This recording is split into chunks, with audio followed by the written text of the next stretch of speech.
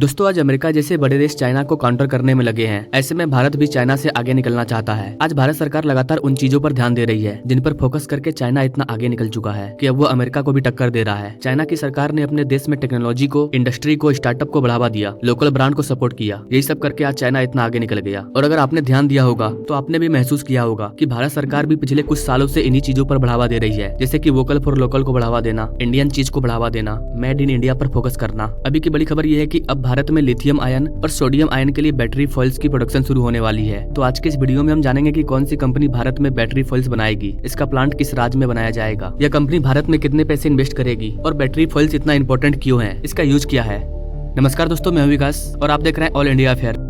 दरअसल दोस्तों, जो भी देश बैटरी की मैन्युफैक्चरिंग करते हैं उनके पास बैटरी फॉइल्स मैन्युफैक्चरिंग की टेक्नोलॉजी होती है, क्योंकि अगर उनके पास ये टेक्नोलॉजी नहीं होगी तो उनके पास चाहे जितनी भी लिथियम मौजूद हो वो उससे बैटरी नहीं बना सकते हैं। तो भारत के पास ये टेक्नोलॉजी मौजूद है और इसीलिए अब हम भी बैटरी फॉइल्स की मैन्युफैक्चरिंग कर सकते हैं। अभी की लेटेस्ट रिपोर्ट के अकॉर्डिंग दुनिया की बड़ी कंपनी में से एक lithium rolling and recycling company Hindalco group Bharat में एक नया प्लांट सेटअप करने जा रही है। बताया जा रहा है कि इस प्लांट में लिथियम आयन बैटरी और सोडियम आयन बैटरी के लिए बैटरी फॉइल्स तैयार किया जाएगा। बैटरी फॉइल्स क्या होता है? तो गाइस, बैटरी फॉइल्स एक तरह का परत होता है जिसके ऊपर लिथियम की कोटिंग की जाती है, फिर उसे रोलिंग के लिए आकार में बदला जाता है जहाँ की उसका चार्ज स्टोर किया जाता है। और अब भारत में आसानी से made in India lithium ion battery की मैन्युफैक्चरिंग की जा सकती है। एक रिपोर्ट के अकॉर्डिंग हिंडाल्को ग्रुप लगभग 25,000 टन की कैपेसिटी वाला प्लांट सेटअप करेगी और साल 2025 तक इस प्लांट के ऑपरेशनल होने की उम्मीद है। और गाइस, आपको बता दें कि यह प्लांट 800 करोड़ की लागत से उड़ीसा के संबलपुर में बनाया जाएगा। हिंडाल्को ग्रुप का कहना है कि अगले कुछ ही सालों में बैटरीज की डिमांड काफी ज्यादा बढ़ जाएगी। सिर्फ एक साल के अंदर 40,000 टन का डिमांड हो सकता है। और इतना बड़ा डिमांड अगर हम विदेशों से बैटरी इंपोर्ट करके करेंगे तो सारा मुनाफा विदेशी कंपनियों को होगा। साथ ही बैटरी के लिए हम इन्हीं कंपनियों पर डिपेंड हो जाएंगे। अभी कुछ ऐसी चीजें हैं जिनका प्रोडक्शन भारत में बहुत कम किया जाता है।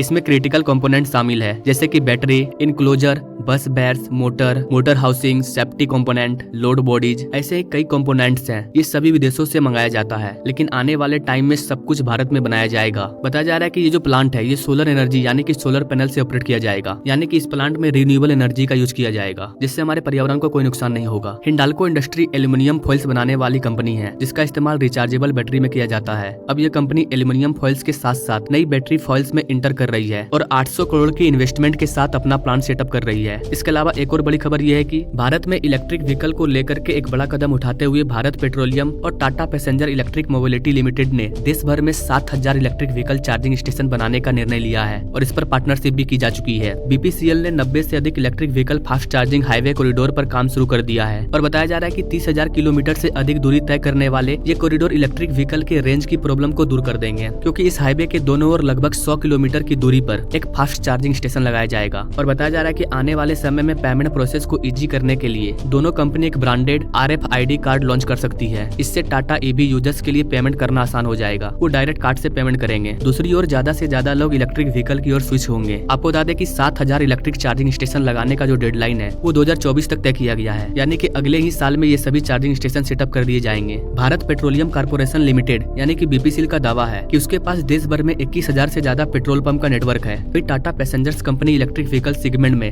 71% की हिस्सेदारी रखती है। तो हो सकता है कि जहाँ पर आप पेट्रोल पंप देख रहे हैं वहीं पर चार्जिंग स्टेशन बनाया जाए। और जैसे जैसे हम फ्यूचर में आगे बढ़ते जाएंगे वैसे वैसे पेट्रोल पंप में पेट्रोल मिलना बंद होगा और वो चार्जिंग स्टेशन में तब्दील हो जाएगा, क्योंकि डीजल पेट्रोल वाली गाड़ी बंद हो जाएगी। तो इसमें काफी टाइम है, लेकिन ये स्टार्ट हो चुका है और सरकार का टारगेट है कि 2030 तक ज्यादा से ज्यादा व्हीकल जितना संभव हो उसे डीजल और पेट्रोल से मुक्त करके इलेक्ट्रिक, हाइड्रोजन, CNG आदि रिन्यूएबल एनर्जी पर डिपेंड कर दिया जाए, ताकि हमारे पर्यावरण को कोई नुकसान ना हो और भारत का जो टारगेट है 0 कार्बन इमिशन उसको हम प्राप्त कर पाए। तो दोस्तों, ये थी हिंडाल्को और टाटा कंपनी की लेटेस्ट अपडेट। आपको क्या लगता है गाइस, भारत में साल 2024 के अंत तक 7,000 चार्जिंग स्टेशन इंस्टॉल कर दिया जाएगा?